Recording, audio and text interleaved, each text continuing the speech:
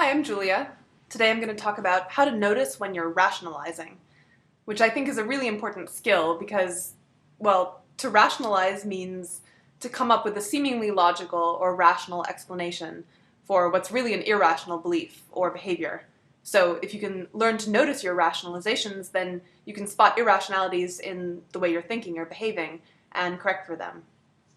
So we tell ourselves stories all the time about why we believe a certain thing, why we did a certain thing, about what's going to make us happy, or about what our strengths and weaknesses are. And often those stories are true, but sometimes they're just excuses or rationalizations. Sometimes rationalizations are plainly ridiculous, and if you were paying attention, if you really wanted to notice, you would see that they were clearly false. So for example, I'm really good at coming up with rationalizations for why it's actually a good idea for me to eat some huge portion of some really unhealthy food. So for example, I might tell myself, well, I really have to eat this huge plate of whatever it is that I just cooked because, well, I have to test the recipe, right? I mean, I have to see whether it worked or not and what I have to change the next time I cook this dish, which is a fine reason for eating a small portion. It doesn't make any sense as a reason for eating a large portion.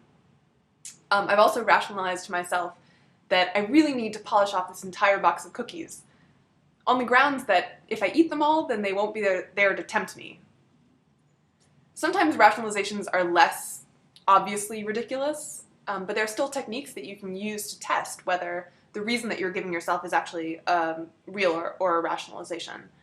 So the template that I find the most useful is, if this reason were true, then what else would have to also be true? So I'll give you an example. A friend of mine had a conversation with a guy recently in which he said that he can't respect a girl if she goes home with him on the first date.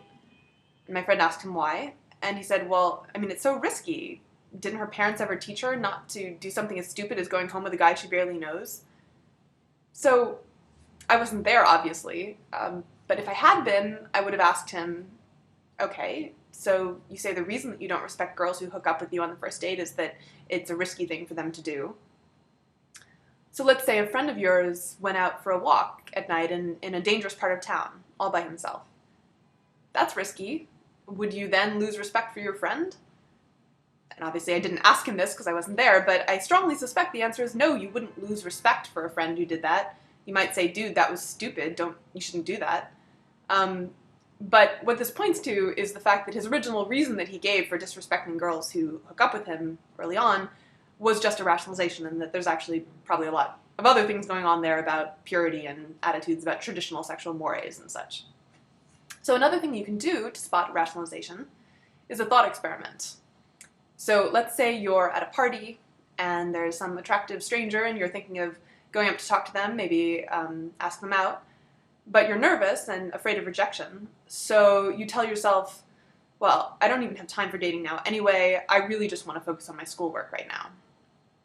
Which might be true, but it should wave a red flag that this reason that you're giving for yourself conveniently gets you out of doing something that was scary to you.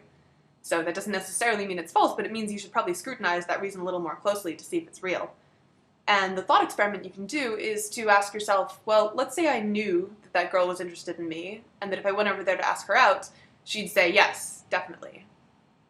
Then would I say, well, I don't really feel like doing it anyway because I just want to focus on my schoolwork? And if the answer is no, in that case, you would definitely go ask her out, well, then that means that your original reason was a rationalization. So that doesn't, you still might decide that it's not worth the risk to go over and ask her out. But until you acknowledge to yourself that your original reason was fake, you're not even going to get to the point where you're doing that cost-benefit analysis to decide whether it's worth it to go ask her out.